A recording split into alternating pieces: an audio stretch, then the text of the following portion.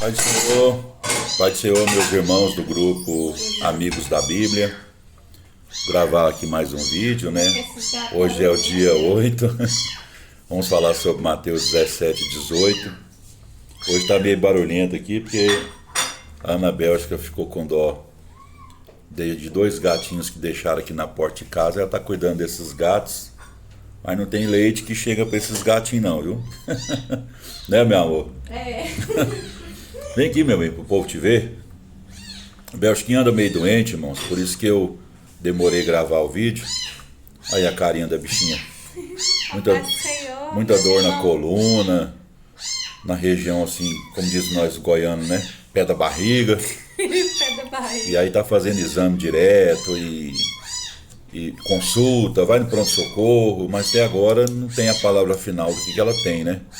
Ela quer aproveitar que os irmãos estejam orando por ela, pra ficar boa logo, né, meu amor? Em nome de Jesus. Que a gente precisa ir na Doverlândia aí no feriado. É mesmo? Tem que estar 100% e votar em nome de Jesus. Amém. Com Deus. Glória a Deus. Inclusive nós acabamos de chegar de uma consulta não, de um exame que ela foi fazer. Meus irmãos, hoje então a gente vai falar sobre Mateus 17 e 18. Começando aqui em Mateus 17, vamos falar sobre Jesus, o Rei em sua glória. Essa passagem fala sobre a transfiguração de Jesus, né? Esse aqui é um daqueles eventos-chave, né, do ministério terreno de Jesus, que nesse evento, mais uma vez, fica comprovado, né, a divindade de Jesus e também fica comprovado que ele é o Messias que a nação de Israel aguardava.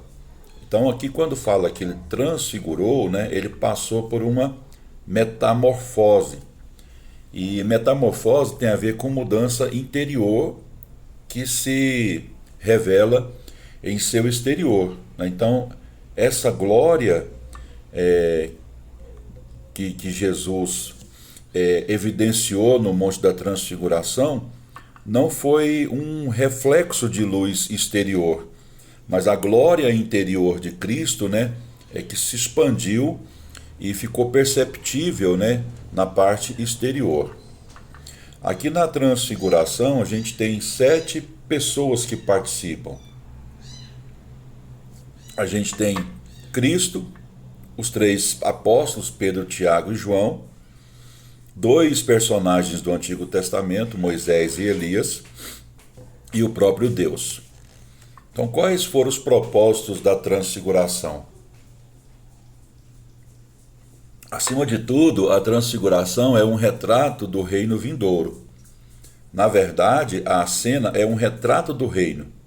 Cristo glorificado, os 3 apóstolos que representam o Israel redimido, Moisés que representa os santos que morreram em Cristo e Elias que representa os santos que serão arrebatados, né? Porque Elias não morreu, ele foi arrebatado. Então, outro objetivo da transfiguração foi fortalecer Cristo para o seu sofrimento. Moisés e Elias falaram com ele sobre sua partida iminente em Jerusalém. Isso a gente pode observar lá em Lucas capítulo 9, versículo 30 e 31. E ouviu-se, né, a voz do Pai, como também trazendo um encorajamento para o Filho e também testemunhando que o Filho, Jesus, é realmente o Messias. Então aqui a gente tem um aviso, né, da parte de Deus Pai, onde ele diz, ouçam-no. Então aqui nós temos o testemunho do Deus Pai, de que Jesus é o Messias enviado por ele. A gente tem o testemunho das Escrituras que Jesus é o Messias, Moisés representando a lei e Elias representando os profetas. Mas aqui também o texto deixa bem claro que Cristo é superior a Moisés, à lei, e é superior a Elias, os profetas. Por quê? Porque é em Jesus que tanto a lei quanto os profetas ou as profecias se cumprem. Bom, então aqui a gente tem, né, uma perplexidade aqui em evidência. Ao descer do monte, os discípulos perguntam a respeito de Elias. E aí há aqui uma referência a Malaquias capítulo 3, onde Elias, ele é o cumprimento dessa profecia, né? Então Jesus afirma que João Batista, ele cumpriu essas promessas em espírito. Deixa eu reformular aqui, porque esses gatos que estão me tirando a atenção. Ao descer do monte, né, os discípulos perguntam a respeito de Elias. E aí há uma referência ali à profecia, né, de Malaquias 3, onde fala que o Elias ia vir. Só que Jesus afirma que João Batista é que cumpriu essas promessas, mas não é o Elias ressuscitado, reencarnado, como alguns gostam de afirmar. É João Batista que cumpriu em espírito a profecia de Malaquias capítulo 3. A Ana Bélgica fechou a porta ali para ver se dá uma melhorada, mas os gatinhos estão abençoados. Bom, então vamos aqui, versículo 14 até o 21, que fala sobre o rei em seu poder. Então esse texto mostra que os discípulos não conseguiram curar um moço que sofria de convulsões, e por causa dessas convulsões ele caía no fogo ou na água. Mais tarde, o pai do rapaz trouxe esse menino até Jesus e Jesus o curou, expulsando o demônio que causava o sofrimento daquele rapaz. Aí mais tarde os discípulos perguntaram para Jesus em particular, né, de acordo com o versículo 19 e o 20. Por que não conseguimos expulsar aquele demônio? Jesus responde, porque a sua fé é muito pequena. A causa disso foi a descrença deles e a falta de devoção, e provavelmente por fatores de ciúmes, porque somente os 3 apóstolos foram participar lá no monte do evento da transfiguração, os outros ficaram, e isso gerou um ciúme entre eles. Então, as causas deles não terem conseguido expulsar aquele demônio foram diversas, né?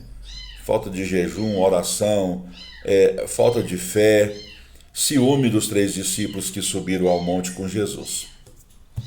Bom, vamos para o versículo 22 até o 27, que fala sobre o Messias em sua humildade. Aqui nós temos um texto interessante que fala que os cobradores de impostos foram cobrar o tributo do templo e Jesus não tinha aquele valor. E ele deixa bem claro que ele, por ser filho do rei, não precisaria pagar, mas pagaria para poder cumprir com aquilo que era habitual.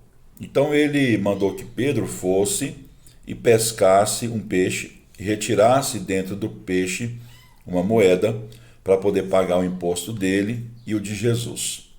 Então, esse é o único milagre que Cristo faz para suprir uma necessidade pessoal. E apenas Mateus é que relata esse milagre. E esse é o único milagre que envolve dinheiro. E interessante que esse milagre foi realizado especialmente para Pedro. Jesus já tinha feito muitos milagres que envolvia Pedro, né? Curou a sogra dele, ajudou ele a andar sobre as águas. Quando ele começou a afundar, Jesus o ajudou, deu a Pedro grandes pescarias. Então, no mesmo, lá em Atos, melhor dizendo, né, a gente vê que Jesus libertou Pedro da prisão. Então, por que Jesus fez tudo isso para Pedro? Para o bem de Pedro e para a glória de Deus. E pode fazer isso também com qualquer um de nós, né? Suprir as nossas necessidades e esse suprimento, essas bênçãos que Deus faz em nossas vidas é para glorificar o nome dele. Bom, então vamos para Mateus capítulo 18, onde nós temos aqui lições sobre grandiosidade, do versículo 1 até o 14. Nós temos uma pergunta aqui estranha, né, dos discípulos no versículo 1. Quem é, porventura, o maior no reino dos céus? Talvez a recente experiência de Pedro, Tiago e João de terem subido ao monte, né, onde aconteceu a transfiguração, e também o milagre, né, de ter pescado ali um peixe que tinha uma moeda, tenha gerado ali nos discípulos essa pergunta, né? Será que Jesus tem favoritos, né? Está favorecendo um, negligenciando outros. E aí eles começaram a buscar posição, buscar grandeza. E isso não é nada espiritual. Então nós temos aqui o objetivo dessa lição, né? Relatada aqui em Mateus. Está no versículo 2 até o 6. Cristo usa uma criança para ilustrar a questão da grandiosidade. Aí ele deixa claro aqui que a honra vem da humildade. As crianças têm essas características, né, que todos os cristãos deveriam ter em suas vidas. Quais são elas? Elas são receptivas ao ensino, têm vontades inocentes, têm expectativas e dependem dos pais para satisfazer suas necessidades. Então Cristo deixou aqui bem claro que deveremos ser ou devemos ser como crianças, né? Por causa desses aspectos que eu citei. Do versículo 7 até o 10, nós temos aqui uma advertência. Jesus ele deixa claro aqui nessa passagem que é trágico quando nós cristãos fazemos outros cristãos tropeçarem. E por isso que ele fala, não de modo literal, mas de arrancar um olho, arrancar um membro, porque a gente tem que ser radical com relação ao pecado, que vem do coração e se exterioriza, e muitas vezes se exterioriza através de palavras, ações, e algumas vezes pode até matar espiritualmente alguém. Então a gente tem aqui uma parábola, do versículo 11 até o 14, e essa passagem adverte-nos de não ofender, de acordo com o versículo 6, nem desprezar, versículo 10, as crianças, ou deixá-las perecer sem Cristo, de acordo com o versículo 14. Ele dá diversas razões por que as crianças são importantes. Primeira, elas são um exemplo da verdadeira grandeza, versículo 4. Segundo, elas representam Cristo, versículo 5. Terceiro, anjos as representam diante do Pai, versículo 10. Quarto, Cristo quer salvá-las, versículo 11. Quinto, e o Pai deseja que sejam salvas, versículo 14. Então é uma coisa muito perigosa para os pais ou outro adulto fazer com que as crianças tropecem e percam o caminho da salvação. Então é muito importante nós nos atentarmos para o bom exemplo dentro de casa e o cuidado para com os nossos filhos.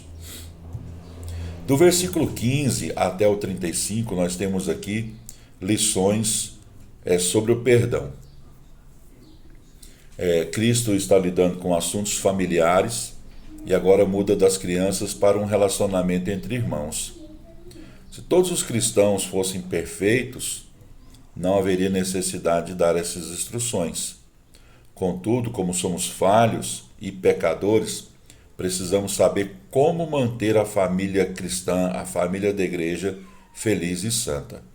Então, por isso que aqui a gente tem uma passagem que vai falar sobre a necessidade de disciplina na igreja, versículo 15 até o 20. Então, há um padrão. Esse padrão é claro, né? Para a gente ter uma disciplina na igreja. Primeiro, uma entrevista individual. Não houve conserto, arranjar ali 2 ou 3 testemunhas. Não houve conserto, apresentar o assunto diante da igreja. Qual que é o objetivo disso? Expor a pessoa, massacrar a pessoa? Não. Ganhar o teu irmão, de acordo com o versículo 15. Então, a disciplina da igreja tem uma motivação. Qual é a motivação? O amor pelas vidas. A necessidade da igreja de ajudar as pessoas a continuarem caminhando no caminho do céu. Versículo 21 até o 35, há uma questão aqui que é a questão do perdão. Quantas vezes eu devo perdoar? Havia uma crença entre os judeus que se você perdoar 3 vezes a mesma pessoa pelo mesmo pecado é um sinal de grande virtude.